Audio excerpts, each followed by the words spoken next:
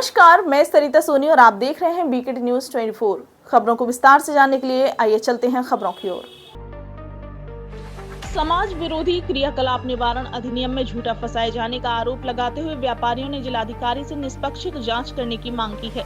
कई व्यापारियों के साथ कलेक्ट्रेट पहुंचे परवारान निवासी भानु प्रकाश अग्रवाल ने बताया कि उनके भाई गिरीश चंद्र अग्रवाल का नाम विभिन्न धाराओं समाज विरोधी क्रियाकलाप निवारण अधिनियम 1986 की धारा 2/3 के अंतर्गत गलत रूप से सम्मिलित कर दिया गया है, जबकि गिरीश चंद्र अग्रवाल एक विशुद्ध व्यापारी हैं, जो कि किसी भी अन्य व्यावसायिक या संदिग्ध गतिविधियों से हमेशा दूर रहते हैं। वर्ष 2014 में रमेश चंद्र गुप्ता के माध्यम से व्यापारिक गोदाम के लिए दिगारा कानपुर रोड के पास लगभग 20,000 वर्ग फुट भूमि खरीदकर गिरीश चंद्र अग्रवाल ने अपना गोदाम निर्मित किया। इसके अंतर्गत उनका रमेश चंद्र गुप्ता से कोई अन्य व्यक्तिगत या व्यावसायिक संबंध कभी नहीं रहा है। बताएं कि गिरीश चंद्र अग्रवाल ना तो हरेंद्र मसीह को जानते हैं, ना कभी मिले हैं और ना ही कभी उससे किसी भी प्रकार का कोई संपर्क हुआ है। उन्हें इस मामले में अनावश्यक रूप से सम्मिलित कर दिया गया है।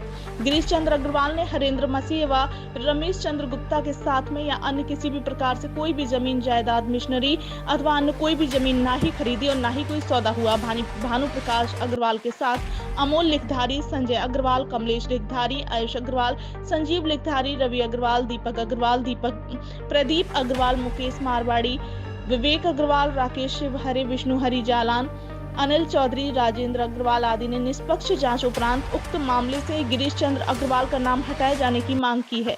आइए देखते हैं पूरी खबर। मैं भानु अग्रवाल, मैं आज यहाँ डीएम साहब के यहाँ अपने भाई गिरीश चंद्र अग्रवाल के बारे में आया हूँ। उन पे एक गैंगस्टर एक्ट लगा दी गई है।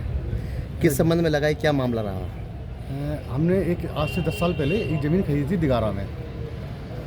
वो एक ऑक्शन में खरीदी थी, जिसके बाकायदा हम लोगों ने पेमेंट भी किया था, सब कुछ हुआ था। उसका अभी 2 साल पहले उस पर हम पे FIR होती है उसके संबंध में कि हमने खनिज किया है।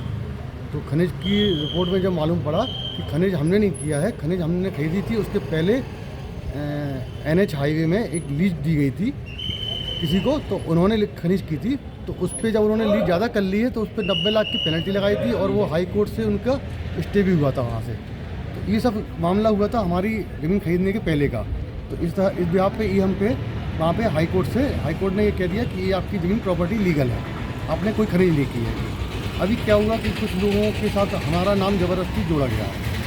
हमने कोई ज़मीन नहीं खरीदी, हमने केवल एक ही ज़मीन खरीदी थी। कौन से मामले में आपका नाम जोड़ा गया है? उसी दिगारा वाली प्रॉपर्टी में 159/22, उसी में जिसमें हमें स्टे मिल चुका है, उसी में इन्होंने मुझे हमारे ऊपर गैंगस्टर एक्ट लगा दिए है। अब आप क्या चाहते हैं? सही जांच हो के हमने किसी तरह का नाम, ने कोई मसीह से ज़मीन खरीदी है, ना मसीह से हमारा कोई संबंध है, मसीह से हमें कोई मतलब ही नहीं है, ना मसीह ने किसी को बेची हो उससे हमने कोई ज़मीन खरीदी है। ऐसा कोई मामला ही नहीं है हमारा। फिर हम पे गैंगस्टर एक्ट की कार्रवाई क्यों करा दी? हमें ज़बरदस्ती फंसाया गया है। हम न्याय की गुहार के लिए यहाँ आज डीएम साहब के पास आए।